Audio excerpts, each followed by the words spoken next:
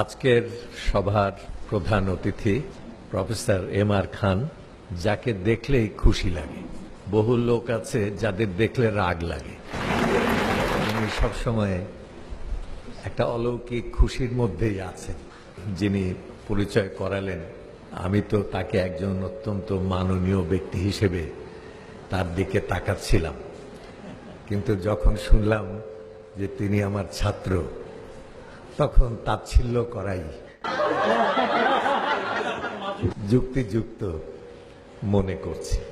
সভাপতি, তাকে বহুদিন থেকে দেখছি সমস্ত কাজের মধ্যে এই কোয়ান্টাম ফাউন্ডেশনের তিনি প্রাণ হয়ে শক্তি যোগাচ্ছেন সব জায়গায়, আজকেও আছেন।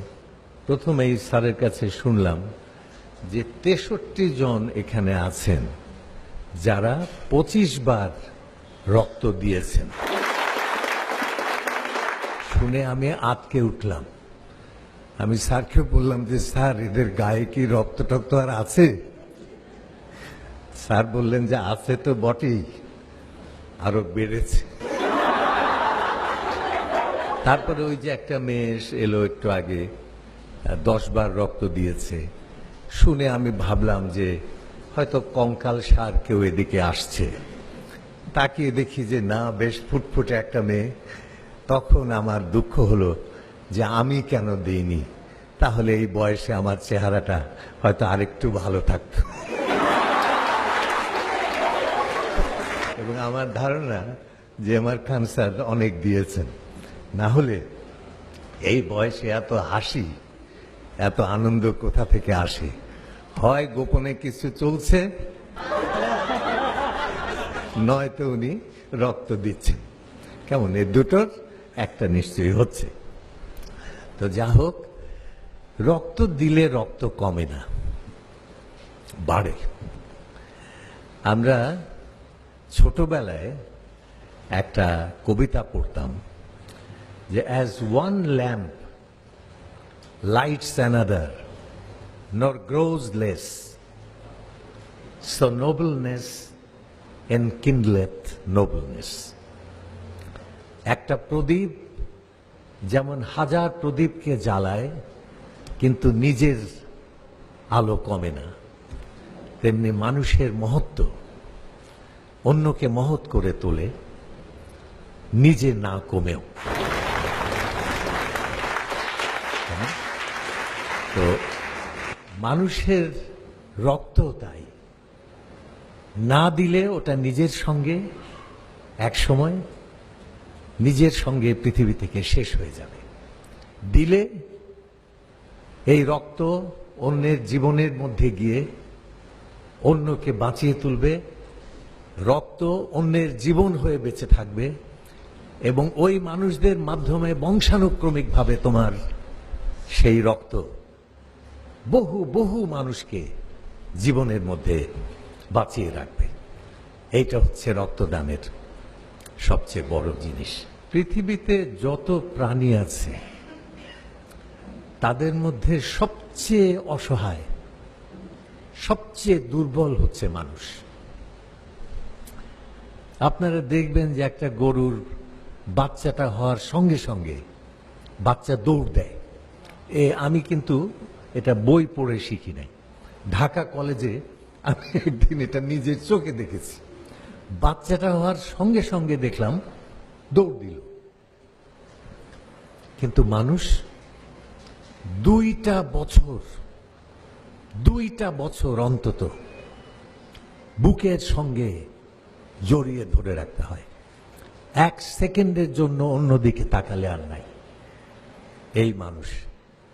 অথচ এই মানুষই একদিন হযরত মুহাম্মদ হন, এই মানুষই একদিন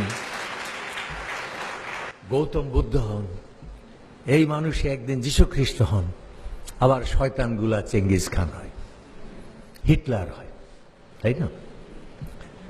হয় বড়, কত বড়, পৃথিবীর চাইতে বড় হয়ে যায় এক একটা মানুষ। তো এখন এই যে অসহায় মানুষ, দুর্বল মানুষ, বেঁচে থাকে কি করে এই পৃথিবীতে, সারভাইভ করে কি দিয়ে?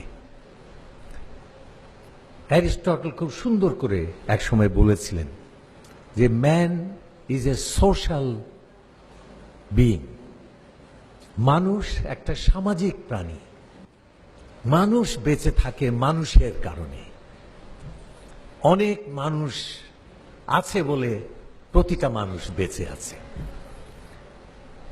ওই ভূপেন হাজারিকার গান আছে না, মানুষ মানুষের জন্যে, জীবন জীবনের জন্যে, একটু সহানুভূতি কি মানুষ পেতে পারে না, তাই না? এই সহানুভূতি আছে বলেই, সবার জন্য সবার সহানুভূতি আছে বলেই, সবার জন্য সবার অংশগ্রহণ আছে বলেই মানুষ বেঁচে আছে পৃথিবীতে। না হলে একা মানুষ পৃথিবীতে কিছুই না, অর্থহীন। ধরেন আপনি আর আপনার একজন বন্ধু দাঁড়িয়ে রাস্তার পাশে গল্প করছেন। আপনি রাস্তার একটু দিকে, বন্ধু একটু রাস্তার মানে একটু ওই পাশে ফুটপাথের দিকে দাঁড়িয়ে আছে, গল্প করছেন।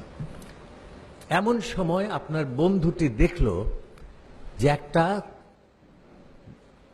গাড়ি পাগলের মতো ছুটে এসে, হয়তো কোনো যান্ত্রিক ত্রুটি, হয়তো অন্য কোনো কারণ, আপনাকে একদম পিছে চলে যাচ্ছে। বন্ধুটা আস্তে করে আপনাকে টান দিল, আপনি বেঁচে গেলেন। কার জন্য আপনি বেঁচে থাকলেন? তারপরেও অন্তত আপনি 40 বছর বেঁচে থাকলেন, এই পৃথিবীকে দেখলেন, কত কাজ করলেন, কত আনন্দে থাকলেন, কত সৌন্দর্য দেখে গেলেন পৃথিবীতে। কার জন্য?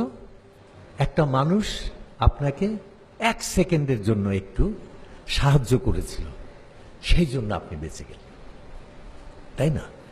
আমরা কিন্তু একা বাঁচি না। এরকম কোনো না কোনো বন্ধু আমাদের পাশে দাঁড়িয়ে সব সময় আমাদের টান দেয়, এই জন্য আমরা বেঁচে থাকি। আপনি চিন্তা করেন, এই যে আপনার হাতে একটা ঘড়ি আছে,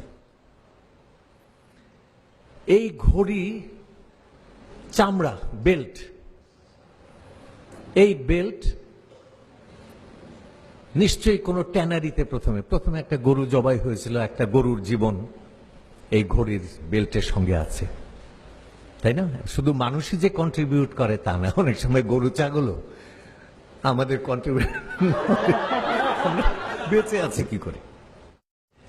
চামড়াটা গরু দিল, তারপরে একটা ট্যানারিতে যে সেই চামড়াটা প্রসেস হলো, সেখানে 50 জন লোক, তারপরে সেখান থেকে আরেকখানে গেল, সেখানে প্রসেস হলো, হতে হতে যখন ওটা বেল্ট হয়ে চলে এলো,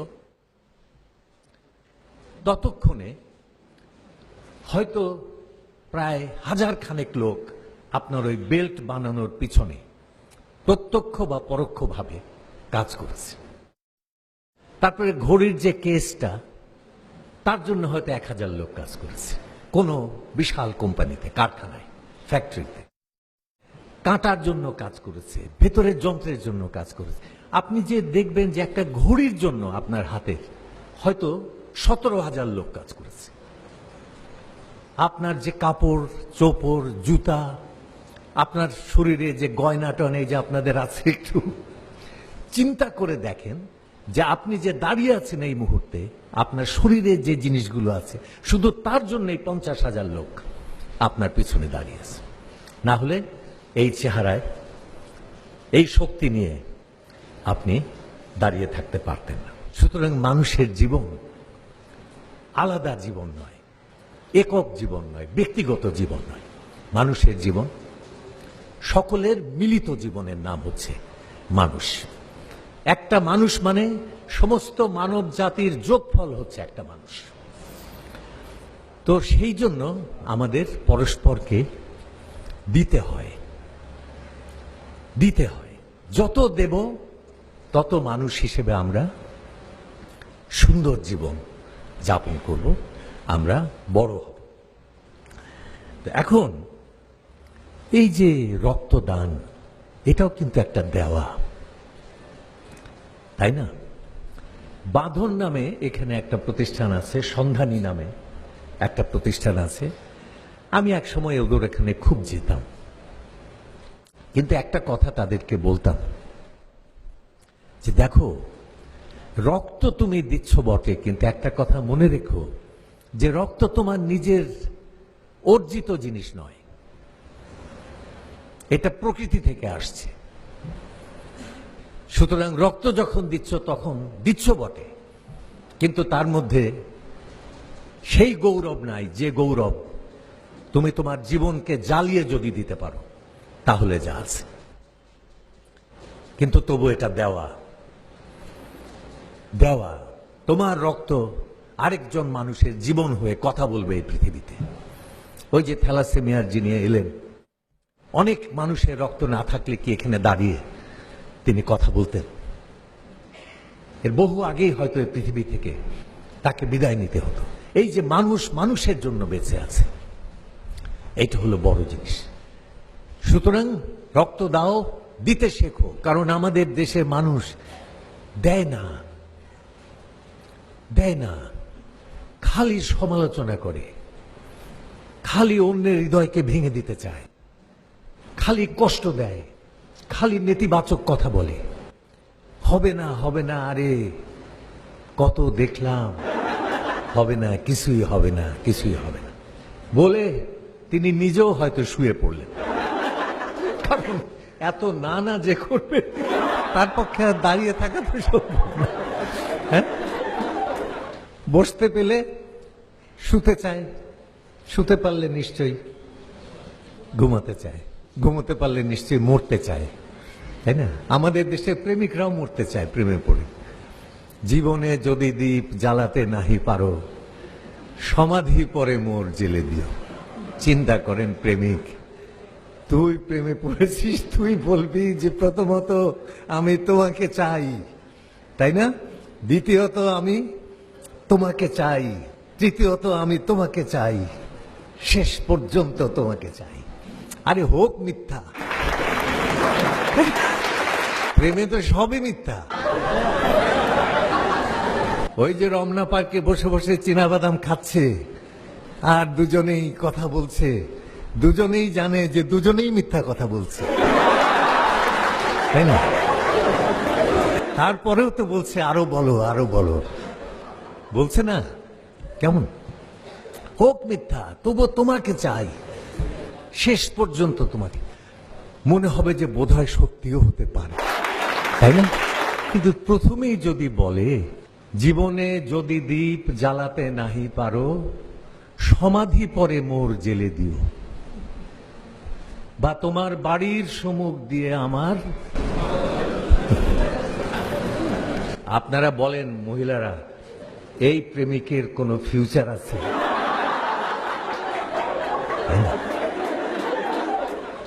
নাই। আমাদের বলতে হবে, আমাদের বিশ্বাস করতে হবে, আমাদের দিতে হবে। আমার যেসব দিতে হবে সে তো আমি জানি, আমার যত বিত্ত প্রভু, আমার যত বাণী, সব দিতে হবে। দিতে শেখো। আমি ওদেরকে বলেছি তোমরা দিতে শেখো। কচু গাছ কাটতে কাটতে এক সময় ডাকাত, দিতে দিতে তুমি একদিন তোমার নিজেকে দিয়ে দিতে পারবে। এই যে দেওয়া চলছে, দেওয়ার এই বিশাল যজ্ঞ চলছে, 1 লাখ কত 14,000 41,000 1,41,000 মানুষ দিচ্ছে। এটা বাড়তে বাড়তে নিশ্চয়ই 10 লক্ষ, হ্যাঁ 44, হ্যাঁ হবে। আমি আবার অঙ্কে খারাপ, হিসাব করতে পারছি না। দেবে, দিতে দিতে দিতে দিতে একদিন সমস্ত জীবনকে দেবে, জাতিকে দেবে, সবাই সবার জন্য দেবে। দিতে দিতে একটা সুন্দর স্বপ্নে ভরা, আনন্দে ভরা পৃথিবী তৈরি হবে। এটাই তো চাই। আর ওই যে মেয়েটা বক্তৃতা করেছে, ওর একটা শব্দ নিয়ে আমি একটা কথা বলবো। ও বলেছে ও 10 বার দিয়েছে, ওর লোভ আছে 25 বার দেবে। এইখানে আমি একটু কথা বলবো, তো অল্প বয়স, ধরতে পারে নাই। লোভের জন্য কিছু করো না। লোভ একটা স্থূল বৈষয়িক ব্যাপার, খুব নিম্নমানের জিনিস। লোভে মানুষ মানুষকে খুন করে। বুঝতে পারছি? লোভের জন্য একজন আরেকজনের সব কেড়ে নেয়। লোভের জন্য না, আনন্দের জন্য দাও। দিতে ভালো লাগছে, তুমি বেঁচে যাচ্ছ দেখে আমার মনটা খুশি হয়ে যাচ্ছে, এই জন্য দাও, আনন্দের জন্য দাও, তৃপ্তির জন্য দাও।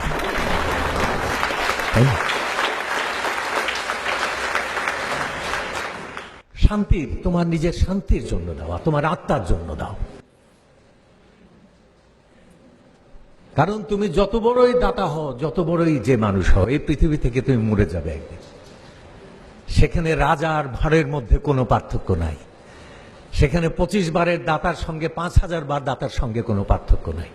সুতরাং এটা লোভ না, আনন্দের জন্য দাও, তৃপ্তির জন্য দাও, জীবন সুন্দর হবে, সুখী হবে। না হলে লোভ থাকলে লোভ অশান্তি ডেকে আনে, লোভ যন্ত্রণা দেয়, মানুষ কষ্ট পায়। গৌতম বুদ্ধ বলতেন যে মানুষ যন্ত্রণায় জ্বলছে, প্রত্যেকটা মানুষ যেন একটা আগুন লাগা প্রাসাদ, দাউ দাউ করে সমস্ত কিছু জ্বলে ছাই হয়ে যাচ্ছে। এবং সেই যন্ত্রণার হাত থেকে বাঁচার একটা বড় উপায় হচ্ছে লোভ কমিয়ে ফেলো, চেও না, দাও, শুধু দাও। আমায় যে সব দিতে হবে সে তো আমি জানি, আমার যত বিত্ত প্রভু, আমার যত বাণী, সব দিতে হবে, এইভাবে দাও। ধন্যবাদ।